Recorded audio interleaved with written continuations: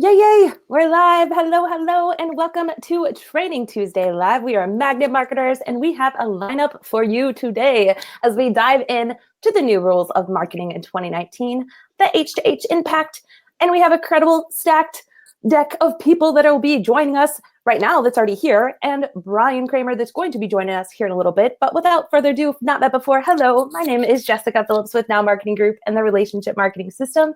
I'm the awesome co-host. He's Mike Gingerich. He's the president of Digital Hill, the co-founder of the popular app Swaptio, a tab site, and published author extraordinaire. How's it going, Mike? Hey, doing well, and just looking forward to this. It's a good time to get back together with these guys and, just talk. Yes, and one of our show favorites, who's been back. I think this is your third time, right, Damien? Oh, wow. I think you're right. I think it is my third. Definitely second, but maybe third. Yeah. I'm pretty sure it's your third. Yeah. Right on. All right. We're just going to go with that. No, three it is. It's three. I'm going to get this shared out. Mike, will you tell the guests maybe that haven't met Damien before a little bit about Damien before we dive in? Yes. Okay. So Damien's up, and you may know him from Road to 300, now Road to 1,000, and also Plan D. He's passionate about all things business and digital. He's a believer in the analog and the relationship marketing coming together. And believe it or not, he's a full-time RVer. You kind of look at the settings behind him, you can kind of get that RV flavor there. He's a digital traveler on the go. And you always have to kind of check in with him and say, okay, what state are you in, bro? So Damien, welcome. What's up, buddy? How are you? I'm doing well. Good to have you here. And before I dive in, let me just give a little background on Brian. He's going to jump in. So Brian Kramer is a renowned social business strategist, right? Okay, global keynote speaker, executive coach, best-selling author. He's got all those titles behind him, and one of the world's foremost leaders in the art and science of sharing and bringing these pieces together, credited with instigating the H2H human business movement, human to human. All right. And the business movement about marketing and social coming together. Brian's going to be joining us later on. He's both a practitioner and an authority on the subject. So we're going to jump in though without him. Jessica, is there anything else that I need to do before I can get into a first question? No, just to say that these amazing people will all be at Social Media Week Lima. So from now until June 18th, June 19th, Social Lima, we're going to be debuting some of the speakers that you're going to see there. So you're going to hear just a sneak peek of their zones of genius on the show, and you'll be able to see them live at Social Media Week Lima 2019. So if you're interested in learning more, you can go to sociallima.com. There's still a few tickets available, couple VIPs still left. So yeah, I'm just going to put that out there. Excellent. All right. And I just had to do a double take. I don't know if you saw me bring my phone up to my face because I was looking at the comments and I saw I was like a horse, and I was like, what? There's a horse in the comments. Hey, Mom. Tracy. Is my mom here? Tracy, welcome.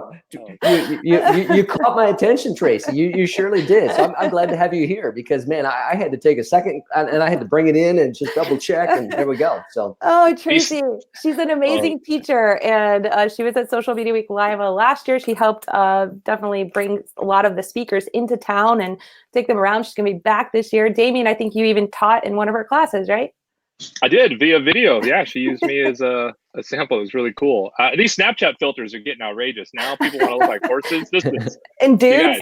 Yeah, we gotta stop. It's over.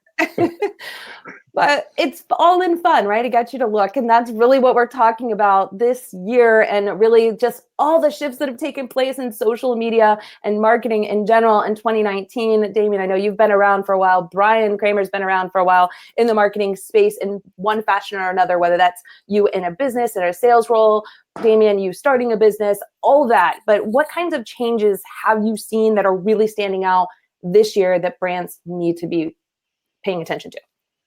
I really feel like we're in this like retro kind of bringing it back. And I think we've talked about this, obviously, Jessica, with you kind of coining relationship marketing.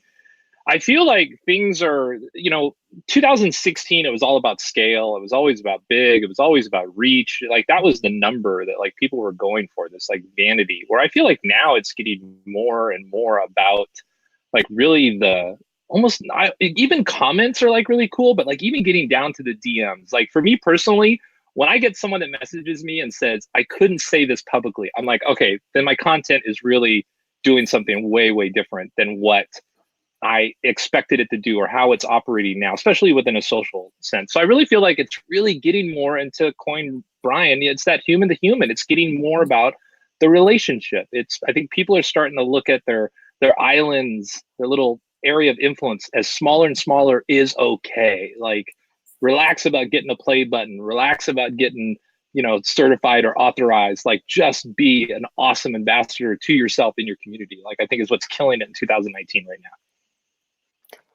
Amen. Yeah. And I love that that's coming around. And I know you love that. And we're talking lots on analog marketing, and Brian Kramer with the human to human, as you mentioned, and Mike and I with magnet marketing and relationship marketing. And really that is what brands need to focus on. However, like some of them are really like, okay, what's the ROI in that for me, right? Like we hear that a lot with managing clients where they're paying us to manage their social media. Like, how is that conveyed as a value for a brand that's investing in that as a marketing avenue? Like, what would you say back to a brand that's kind of looking at it from that aspect? Yeah, I'm going to steal from Gary Vaynerchuk 2007, maybe, when he was like, what's the ROI of your phone? You know what I mean? Like where do you really like justify it? So, I can speak for me and just what recording a video every day has done. It's opened up so many doors and opportunities. But I think if you looked at the sub and view count, you'd be like, oh, this is a complete failure.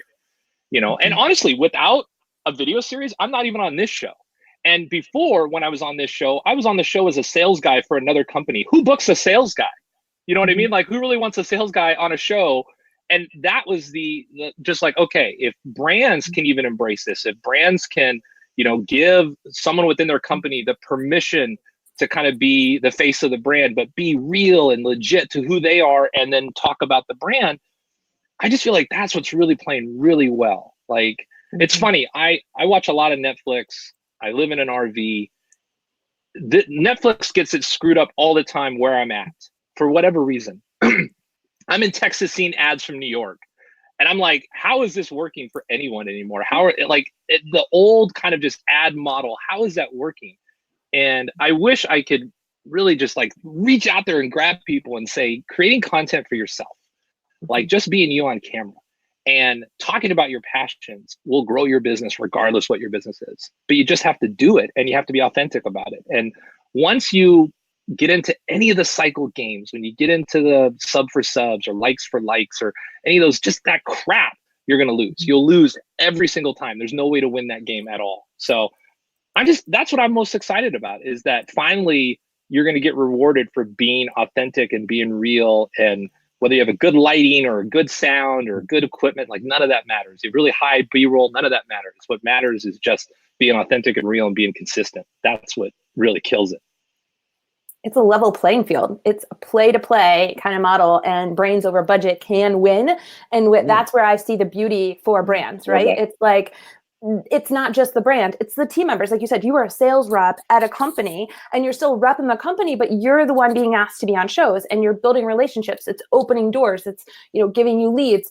For me, it's been collaboration and then referrals in because of those relationships, because that's way more powerful than any ad or cold email or anything else that I'm going to send to someone.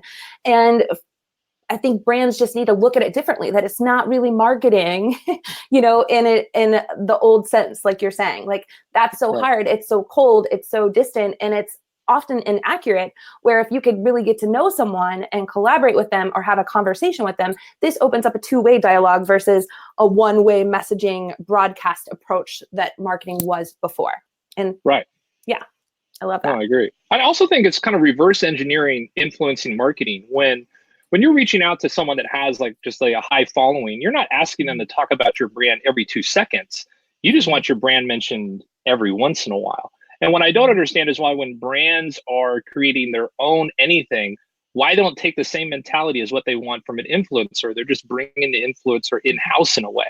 But yet somehow it's like, no, you got to mention this. You got to mention the website every time. And then it just becomes an infomercial or commercial, as opposed to teaching and learning and experiencing and getting people to understand kind of what problems you solve. And then every once in a while, drop in a hint for what it is that you're selling. Just reverse engineer what people are doing in 2019 with influencers, and do it yourself.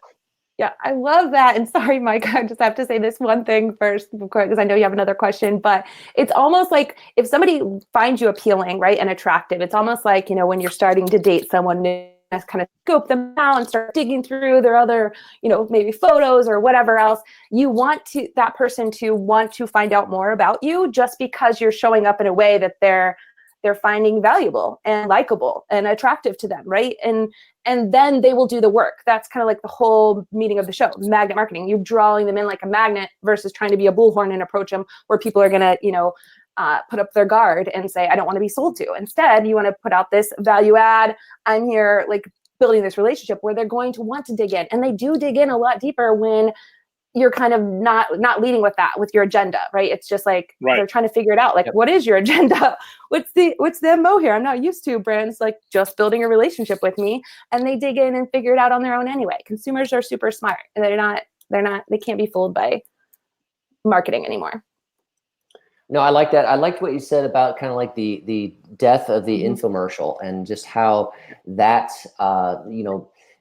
high pitch sales thing is really not working, and brands need to be aware of that. So Jamie, you've already kind of talked on this a little bit, but maybe I can kind of tweak the question. We talked a little bit about some of the need to pivot and the change that we've seen, but particularly, what's that mean for a small business? What areas may a small business need to pivot in? That's from what you're seeing, just as you've kind of observed landscape across. Yeah, you know what? I'll give kind of an example that I think would work really well. I look back to my experience in my former job, and I had an idea of creating a podcast called Digital Nouns. Like, that was the idea. And it was going to be people, places, and things just in the digital space. And really, the idea was a Trojan horse. Like, I can call someone and say, hey, would you like to hear about my sponsorship options? Or I could email someone and say, hey, would you like to be a guest on my podcast? It's called Digital Nouns, and I like to interview really cool digital tools. I feel like every business can do that. Like, every business can come up with a way where they're adding value to their prospects, where they're helping them kind of first, where they're doing that jab, jab, jab, then the right hook. And it was weird that was just like completely shot down. We don't need to waste our time. Sales people shouldn't be hosting a podcast. And here's a funny thing. Before I asked for permission, I did a little test. I sent out 20 emails. If I sent out a normal 20 emails, I might get one open response. In this 20, I got 15 people to respond and 10 people to book appointments with me. And all the email said was, I'm Damian Ross. I work for company X. I'm starting my own personal podcast. It's no affiliation with the company I work for. I'd love to have you on the show. Now, I don't know about you, but that's once I can get a conversation going, if there's an opportunity for a sale and I've built the relationship, that's when it happens. But just to come out the gate with, all I want to talk to you about is what you can buy from me. I think every brand can figure out, and doesn't necessarily have to be a Trojan horse really, but I think everyone can figure out how to solve people's problems while creating content that builds a relationship. There's no reason you can't in today's technology. It's so easy. So I think that's where I would, if I was a brand, that's where I'd be looking, whether it was a television, YouTube, Facebook, podcast, blog. How do I solve people's problems and bring them into the fold and add value? Like, that's literally how I would start first. Got it. Jessica, I want to ask you though, just because my next question is, where do you think video is going? And maybe as a precursor to Damian answering that, why don't you share a little bit about like what some of the latest things with Facebook, what they just came out with, and then we'll let him address that. But you kind of summarize it maybe if we can. Yeah, and I'm not sure if you guys seen this. I did an interview with Wave.video, and they were talking about the announcement that was done by Facebook last week, where Facebook is saying now, okay, this came after their even F8 announcement of all the other changes that were coming. But they're saying that they're giving priority to loyalty-based videos, meaning episodic content, people that are rewarding and showing up, producing videos native to Facebook, original content that is loyalty-based, meaning episodic, something that people can come back and experience more of, that now all videos are going to be ranked in the order of, is it loyalty-based, episodic, right? Is it original to Facebook? And is it good quality content? So over a minute long, good content where they're getting engagement, and that's how the ranking is going to be done. So everyone that's kind of tried to, okay, I'm going to share it here and then put it also on Facebook, and then I'm also going to share it to my 5 other pages, they're starting to, take away some of the engagement that they would have given before. So Damien, so the question is, where do you think video is going? So that's the broader one, or you can address anything with the specific things here, what you just heard. Yeah, so originally when I was doing my Road to 300, for those of you who don't know, I was trying to record every day for at least 300 days in a year, and I ended up doing 300, then do 365, and now I'm on 420 in a row out of 420. And originally on day 300, I removed it from Instagram and Twitter natively. I was just posting it to Facebook natively, and I was posting it to YouTube. And what I started to notice with Facebook, I felt like it's a lot of work to get people to see it. Like, I just felt like even when I was posting on a page, I wasn't even posting it personal anymore. So I was like, hey, if you want to see these videos, go to this page. But even in that page, it's really hit and miss. And then you get like, you get in that trap where it's like, I want more views. And so then you post it to your personal page. And I think what Facebook is doing is they are definitely going to reward someone like me doing it in the future. But for me and the brand that I'm trying to create and the content I'm trying to create, I just don't know if Facebook's the place for me anymore. The engagement doesn't seem to be there the way I'm seeing in YouTube. The long stay isn't there. And remember, my videos are 2 to max 4 minutes. Yep. My watch time just isn't there, so it does give me that vanity, like, oh, cool, it's got 800 views, 804-second views. Like, what does that really matter? So for me, I can see how brands are definitely going to want to do it and be involved in it and be there. I get it, put some ads behind it, put some boost behind it, do that kind of stuff. I totally get it. But I just feel like all these players are trying to chop at the video because video is going to be the big thing. But I just don't see anyone really taking away from the 2 largest search engines, Google and YouTube, that own the same one. So I just feel like that's where I'm going to put my effort. That's where I'm going to put my play.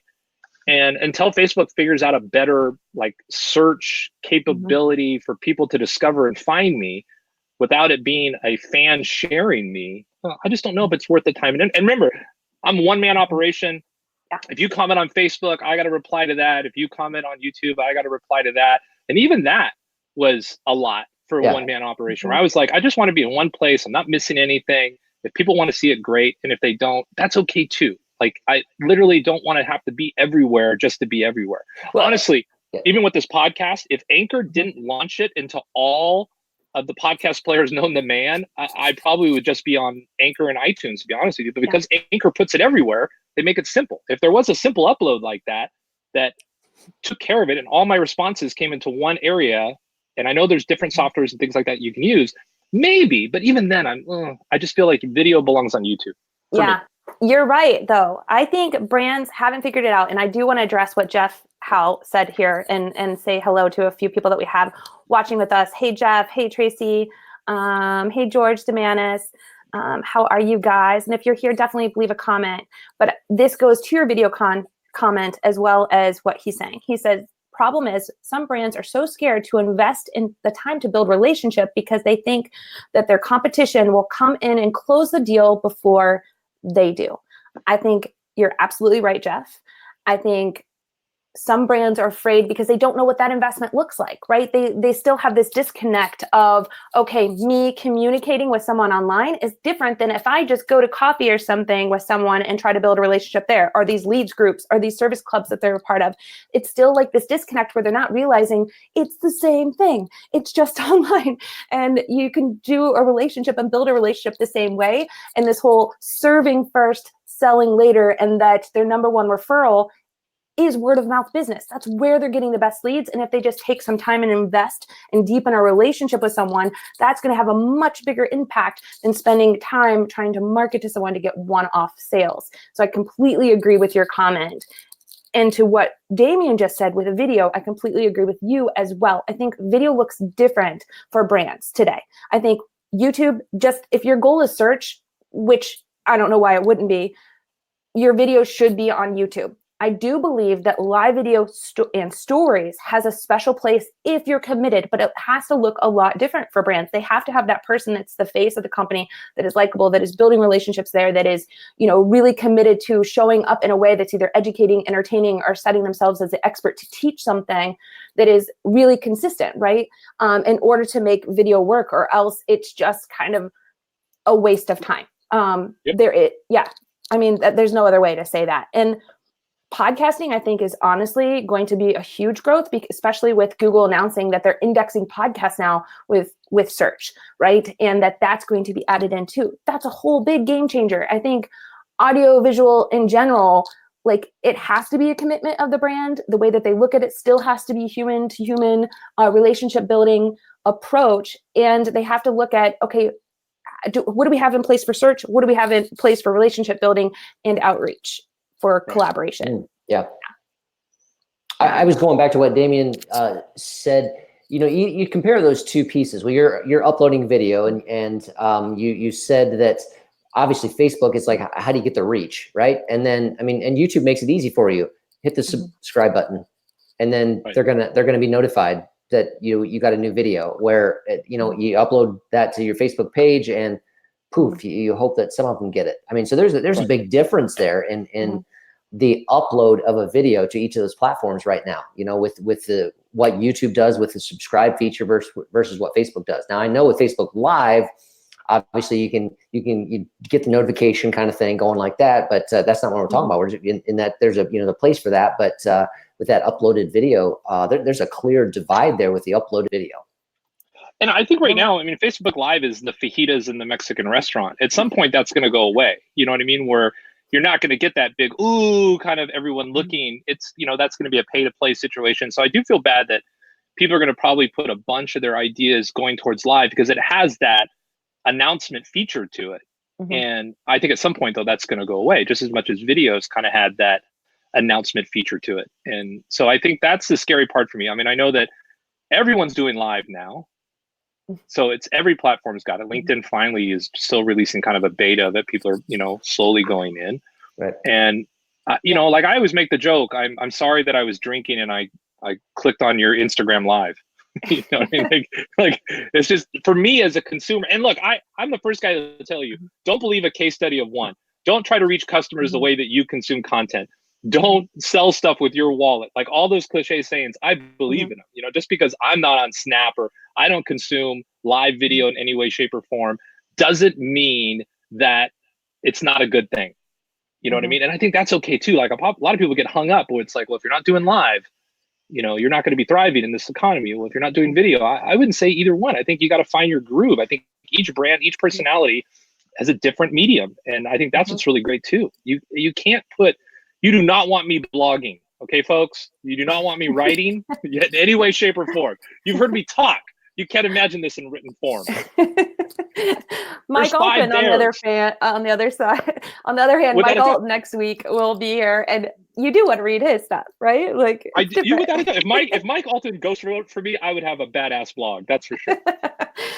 Yeah, well, you're talking about live video and video in general, and we've all heard this stat. 80% of content online is going to be video in 2020. So, like, what does that look like for like YouTube Live, for example, and LinkedIn Live? Like, do you see either of those two growing? And I'm going to bring Brian in while you answer that. Yeah, I still think live is going to grow. I think people are going to start getting it right and getting it better. I still think, like what's the analogy that everyone says that the good news is everyone can go live. The bad news is everyone can go live. It's like that kind of a thing. So I still think it takes a little bit of doing, but I'll say on everything that I've noticed, look, since doing the road, I've probably had, I want to say close to 30, and I like to exaggerate. So I'm really making sure to bring it down. I've had 30 people say, Damien, you've inspired me to do daily. Nobody has made it. And not even 30 days. Like everyone's given up. And I think like for me, I noticed the golden kind of monarch is like around 60 days. Once you get past that, you're killing it. So I think live is probably the same thing. I think people do it. And it's like, I went live and no one came. So I'm not gonna do live anymore. And it was the fajitas, like, and still no one came. It's all sizzle and still no one showed up. Well, I think it has a lot more to do with the platform than it has more to do with your content than the platform for sure. I'm never going to look at fajitas the same way, by the way. I know. I'm sorry. Yeah. I don't want to ruin fajitas for anyone. How's it going, Brian? How are you? Hey, how are you doing? Good to see you guys. What's up, BK? Welcome. What's up? We're just diving into the talk, one of your favorites on H2H, and just these pivots, shifts that we're seeing in marketing in 2019. I know it's a good year to have claimed your stake in human-to-human marketing, but I want to know from you as well, like, what does that look like? What changes, big changes have you seen so far that that brands need to really be paying attention to if they haven't already, hopefully. Yeah, and what's coming, right? Yeah, exactly. We have all of these different technologies that are going to bust out in the next year or 2 years, especially by 2021. I think virtual reality will actually be here by then. More immersive, augmented reality is coming soon. And then how do we deal with all the changes that are happening right now and over the next 6 months with Facebook? That's going to take everything and make it more smaller. And bite size, which takes it right back to, I think, what you were alluding to, which was H2H. And so now all of a sudden bell bottoms are back, everything's, How funny is that? He wasn't even on the show earlier. I literally said it's retro. It's all going back to the 70s. That's awesome, B. We're all like right here. It is. It's so true. We're all going back to what used to work. Yeah. I mean, door-to-door sales people existed for a reason, because when you're staring somebody in the eye and you make a connection and a relationship, that trumps beats everything that's out there. And now we're moving back into that same thing again. Not that we're going to go door to door, but it's the new way of being in business is the old way of being in business. Now, you touched on something, smaller communities, that I love it, right? Like so if people don't understand what that means potentially, can you break that down, what we're saying with creating a smaller community actually has a bigger impact? Say that again, creating smaller communities really is where brands should focus because of the bigger impact and what that really looks like and boils down to. Yeah. So, well, I mean, there's the literal and figurative examples. Literally, that's, Facebook groups, LinkedIn groups, your own group, creating your own, micro group off the social platforms, or even just getting trapped on a group message. And I say trapped because, it's really hard to get off, but Slack groups. I mean, there are so many different flavors of groups that I feel like Bubba Gump, there's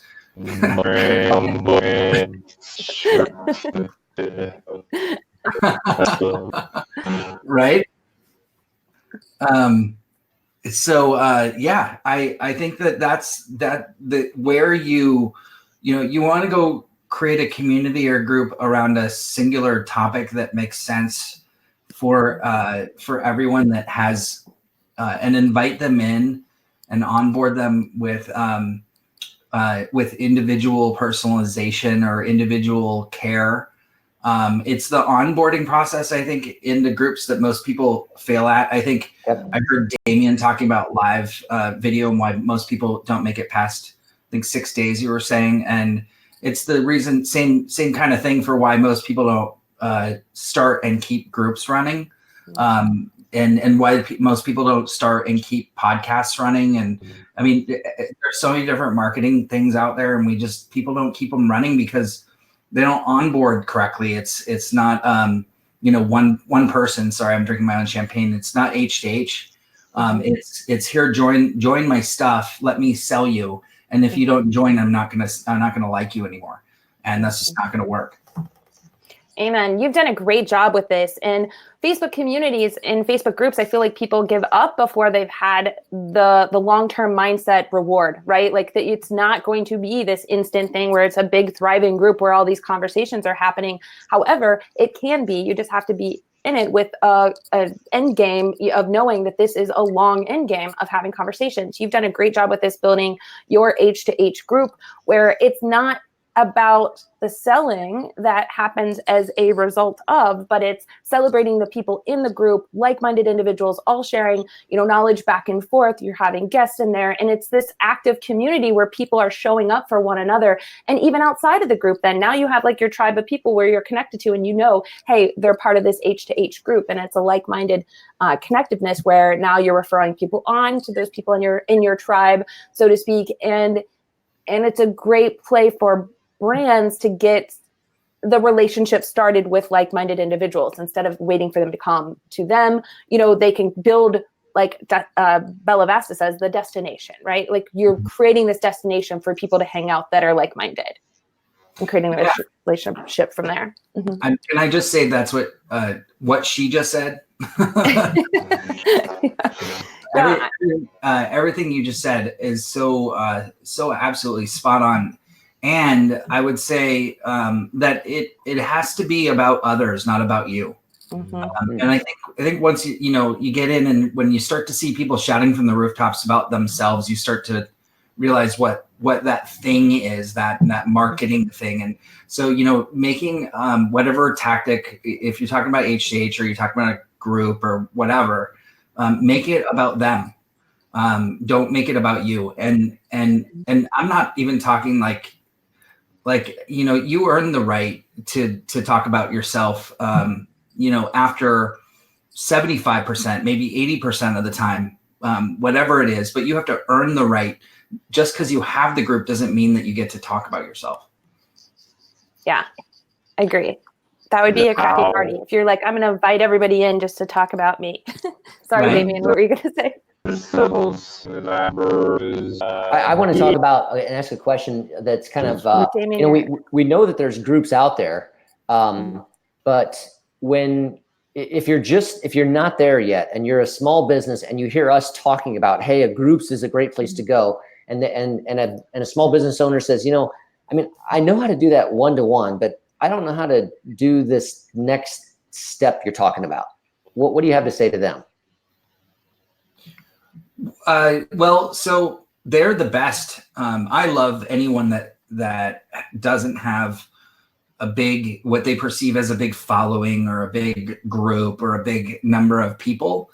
And I would argue with them, and I coach people also to look at their own list and make a list of 20 to 30 people over the years that you have come into contact with, and you reach out to them one-to-one and organize 20 to 30 phone calls, and then you invite them into something, whether it's this small group or everyone's waiting to be asked. I guess is the point that I'm making, and I'm not talking about sending a mass email out to everyone, because that's not how you do it.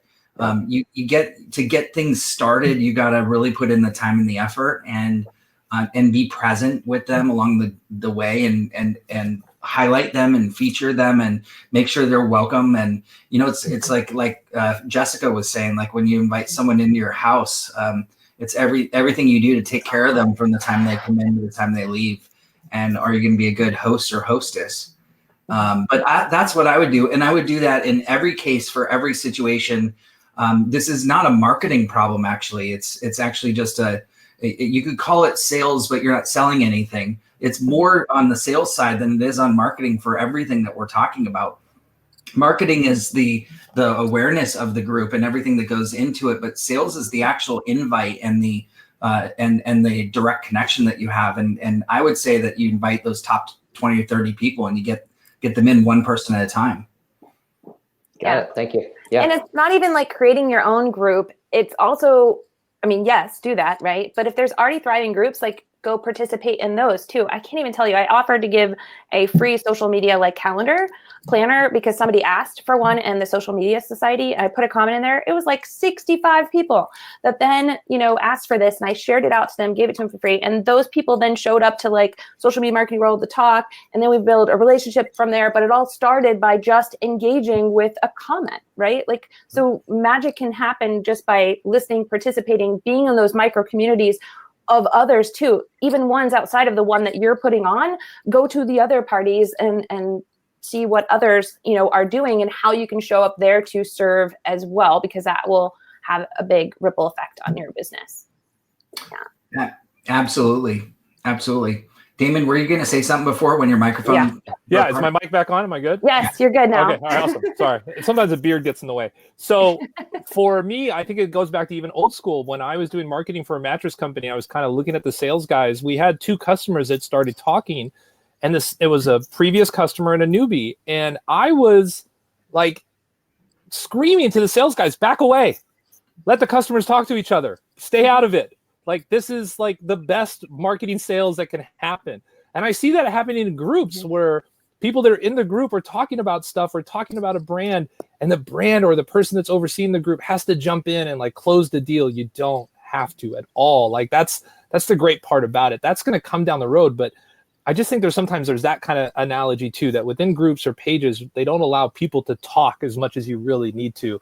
And I think, it's kind of like, have you seen a lot of these memes that are like, a lot of you act like you never got hit with a belt and it shows. Like, it's almost like a lot of you have never really had to do door-to-door sales. A lot of you have never had to really build relationships. You've only relied on this like digital mass that now that it's coming back around to that, ooh, you're going to be in trouble. You're going to have a hard time. Ooh, you in trouble now. You got to get the belt. You might not have the belt then. You're about to get it. I really feel like that's what's coming down the road. It's that digital meets analog. And if you didn't have like analog practitioner type, like just in your tool belt, you're really going to get hurt going into 20 and 21. I really feel that way. I love that and that's even more reason why you want to give more to your community, because you want them talking and communicating with each other, and they have to be able to articulate what you do. So you have to show up in a way that's like, here I am. Now you know what I'm about, because I'm giving it all to you in hopes that you're also going to be an activator for me and refer me on and bring more people like you into the party because they feel connected and like VIP experience. Yeah. Awesome. I love that. So how do you manage that though, like on a real level, Brian? Like you, Damien, all of us, like extremely busy. Like how do you prioritize, like, okay, here's where I'm going to allocate some time, and what would that look like for a small business or a big business moving forward when they have to think about it to this level of really building relationships? Yeah. So how much time do we have? You can't scale you can't scale engagement, but you can scale outrage, and reaching out to people using technology. It's like, technology and humans working together, right, to create more. And so my quick answer to that is to use different, email technology or something that gives everyone a way to connect back in so that you can have the conversation. And then if you're not on the phone, and I'm sure Damien would agree with this as a salesperson, that if you're not on the phone every day, all day, you're not building your business.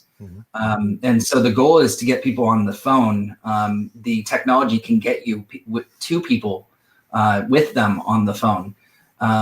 And so, that's how I would go about building anything that we're talking about. Just kind of going back to what we're saying in true H2H style, it's get your butt on the phone.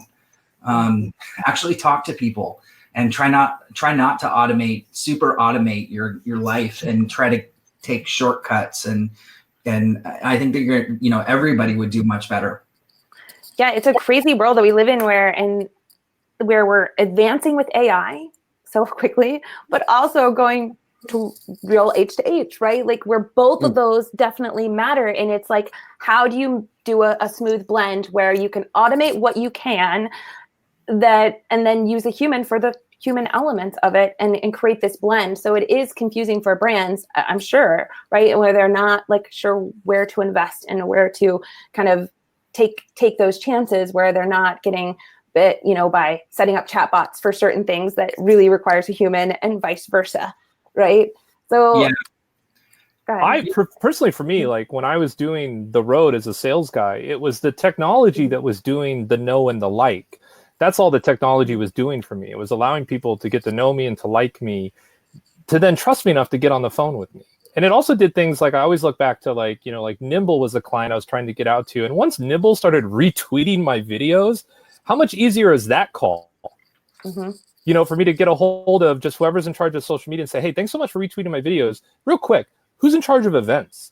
Like it just made that process so much easier, but it didn't take away from that. I still have to get someone on the phone. I still got a decision maker, but the no like part, because of the technology and because of the value I was providing, made the getting on the phone so much easier.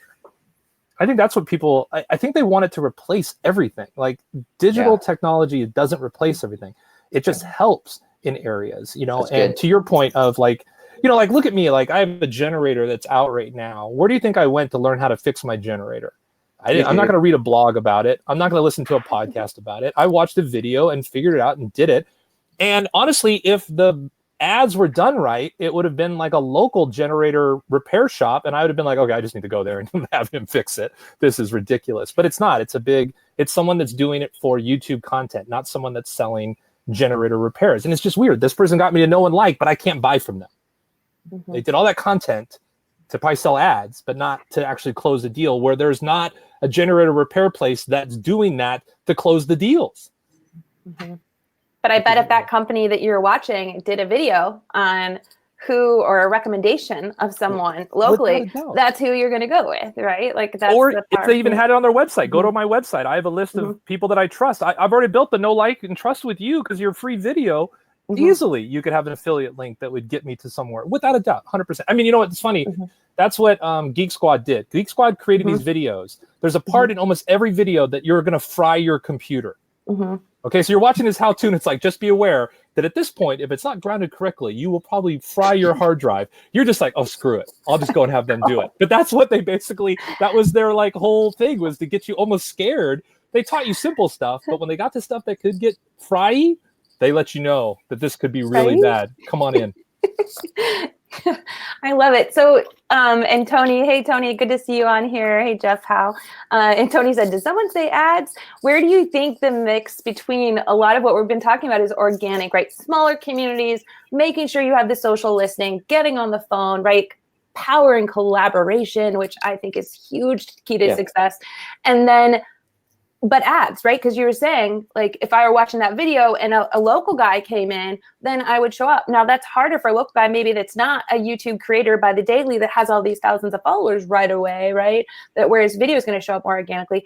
Where do you think the balance of organic versus ad kind of come into play?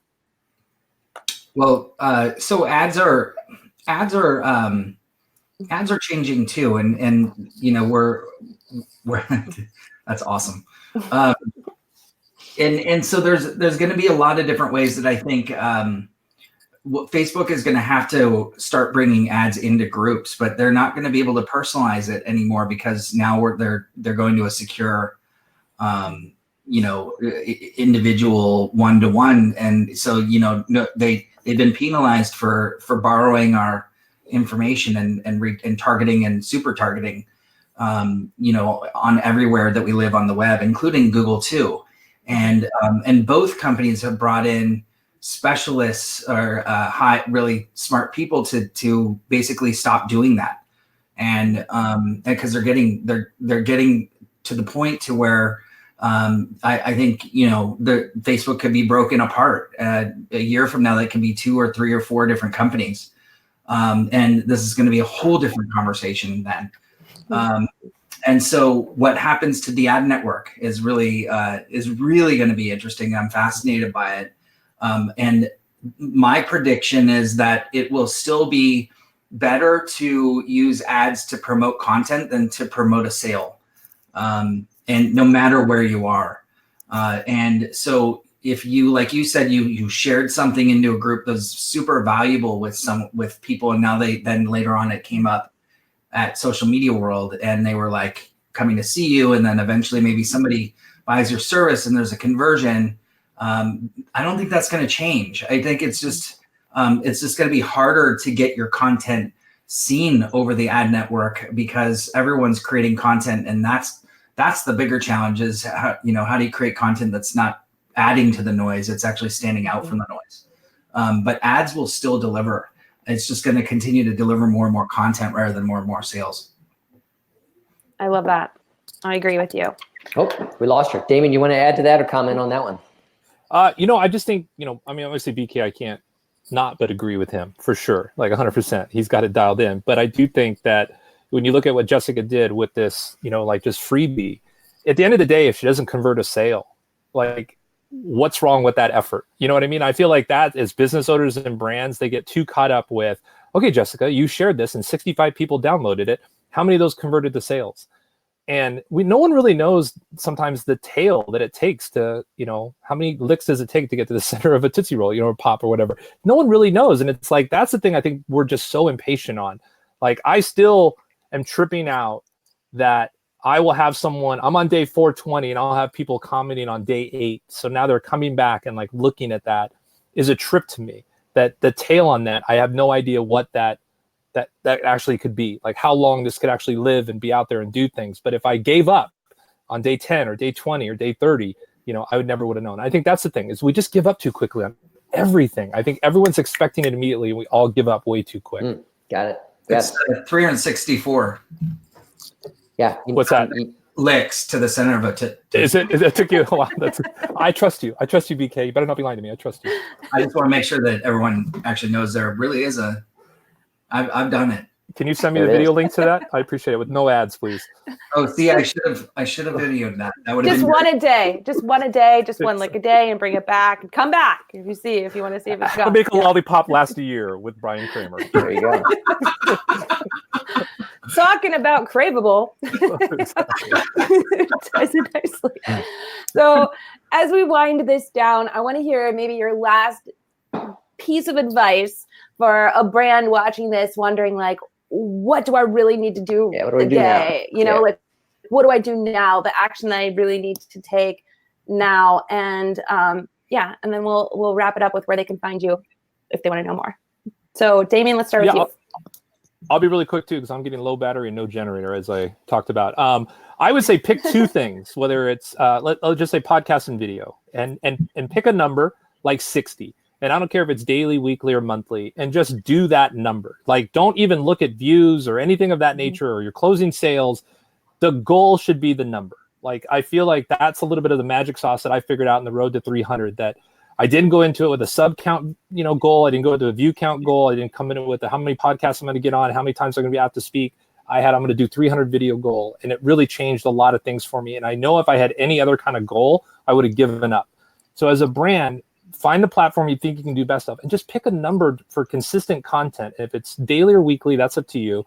Figure it out and stick with it no matter the results. Just stick and fight through it. And I guarantee you, after you hit that 45-ish threshold, you're going to see some massive results. I think those are the 2. For me, just the real powerful thing is the consistency and sticking with it. I do feel that people just give up way too easily and way too fast. You're right. And if you want to hear more from Damien, he's going to be at Social Media Week Lima. Our theme is craveable, how to create that irresistible brand. So keeping your audience coming back, wanting more from you, and how to do that. He's going to be on a panel with Tony Sandage and Brian Fanzo talking about that topic. So Damien, if they're not coming to Lima, hopefully they are, even regardless, how can they learn more about you or find you online? I would encourage you to come to Lima, straight up. Like, this is not, Jessica's not asking me to do this in any way, shape, or form. I've spent a lot of time at different events, and I have a massive, really cool community base out of being at and speaking at Lima last year. This is a different audience pool. I really think, if you can, be there. If you can't, then I don't even want you reaching out to me. Just kidding. You can find me anywhere, basically at Damien Ross. It's spelled funky. It's DEMIANROSS. But whether it's YouTube, Twitter, Instagram, Facebook, Netflix. I mean, I'm not on Netflix. I mean, I'm on Netflix a lot, but I'm not on Netflix. You can find me there. But Jessica, thanks again. And I think I'm at 7%. I'll probably die out, but it is a great event, you guys. If you're in the local area, I always say this, even when I worked for the largest social event in the world, I said, if you're going to go to one event, go to a local one, because it's the networking. It's the human to human. Like, go to that first. If you're going to go to 2, then go to a big ass giant one somewhere. But first, go to a small local one. So, hopefully we'll see you online. Damien, just planting a seed to you and Jessica, though. But man, that big rig would look good, sitting out in front of the University of and UNOH out there where we go in. Man, I'm telling you, that would be an attraction drawer. Yeah, too many trains, bro. Too many trains in Lima. No way. I'm bringing that rig through Train Central. There's no way. Oh, goodness. All right, Brian, what about you? What the one takeaway for brands to get started with now? Oh, man. Yeah, so I absolutely love everything that's been said already here. So it's hard to add on to that. I'd like to see how do we communicate over Netflix? That'd be fun. Totally. I think the big thing is that a lot of what we talked about here is not moving forward, not sitting up, standing up, getting up, and taking action.